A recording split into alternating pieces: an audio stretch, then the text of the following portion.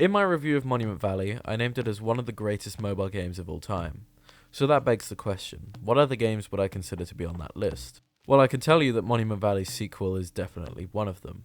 Monument Valley 2 was released in 2017, 3 years after the first game, and it's quite the achievement. It manages to be just as good as the first game, whilst changing the gameplay and style in new ways that help it to stand out on its own. So the question is, how do you craft the perfect sequel?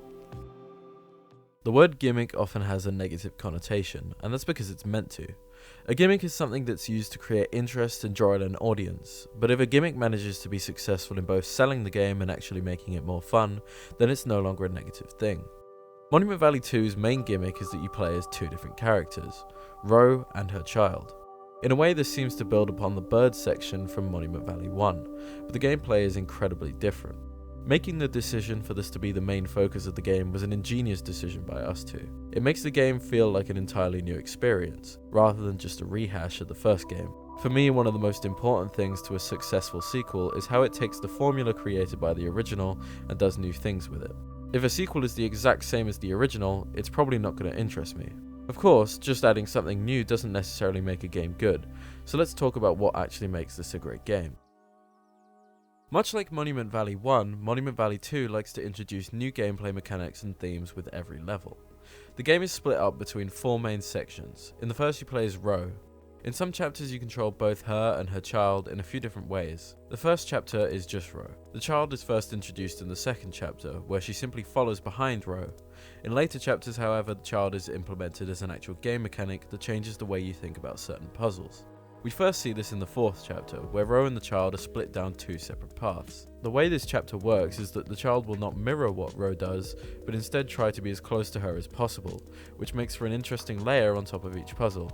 For example, this button may seem like there's no way to get the child to press it, as the wall that Ro is on does not have a bend in the same place, but actually you can get the child to press it by moving Ro closer to the button on the other side.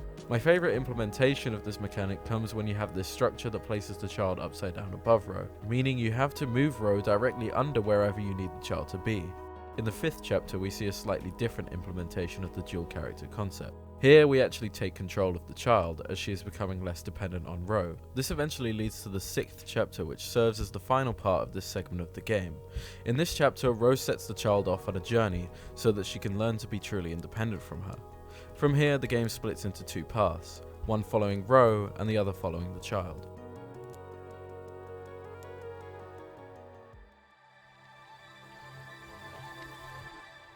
Starting with Ro's path, the game now reverts back to the more standard Monument Valley gameplay.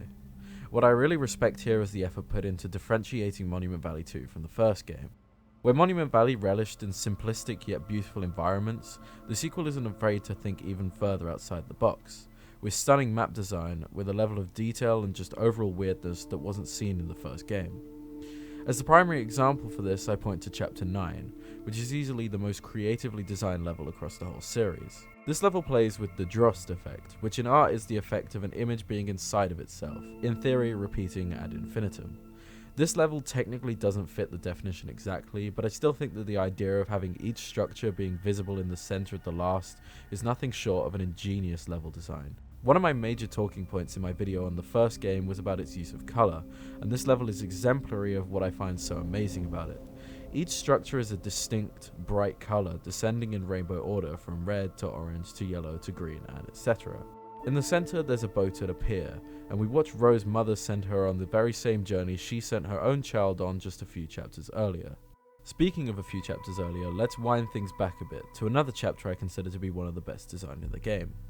Chapter 7, The Towers, is perspective trickery turned up to the max, with excellent use of colour or lack thereof thrown into the mix as well. The level begins in this strange, entirely monochrome area, entirely shrouded in fog.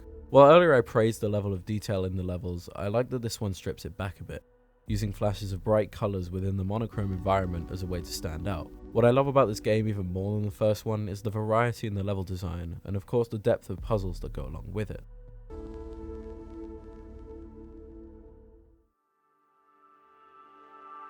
Following the child's departure, the game splits into 2 separate branches. First we follow Ro, then we follow the child. Having these chapters split between the 2 characters makes the game a bit longer than Monument Valley 1, with there being 14 total chapters rather than 10.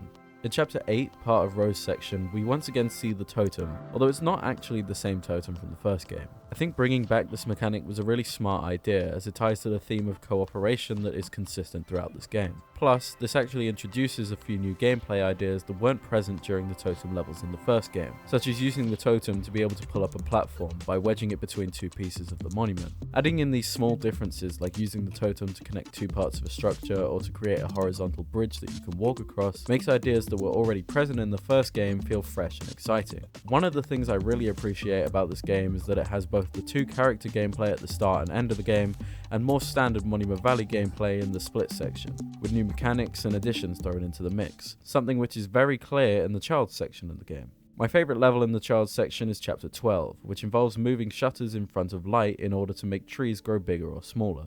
This makes for some very creative puzzles that involve lowering or moving trees to the correct levels, and thinking about how certain movements will make the trees interact with the light. There's another chapter with some pretty cool mechanics, however, which is Chapter 13, that has platforms that can move between different areas depending on what they're connected to. I love how intuitive and smooth the gameplay is, where it doesn't feel like it overcomplicates what these platforms are attached to and how they attach. The game is very good at introducing new mechanics and then building on their complexity throughout the level, which I really appreciate as an excellent way of building diversity between different types of puzzles. The final level, Mirador, is the culmination of everything leading up to it so far. Once Ro and her child have reunited, we once again return to playing with two characters, but here the mechanic is seen in its final form, where we can control both characters individually.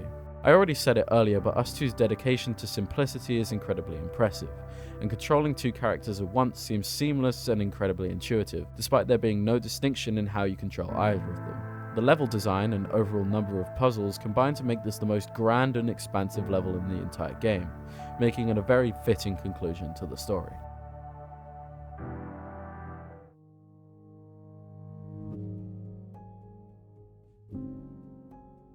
Monument Valley 1 was a story about forgiveness. Monument Valley 2 is a story about growing up and maturing, which can be seen as an allegory for the game itself. It's a masterclass in crafting a perfect sequel, taking the best things from the first game, expanding upon them, and implementing them in new, fun, and exciting ways. From levels that rotate the entire environment to a number of different ways of incorporating two characters, this game is all about standing on its foundations and finding ways to push them in new ways. And, for that reason, Monument Valley is, in my eyes, the best mobile game franchise of all time.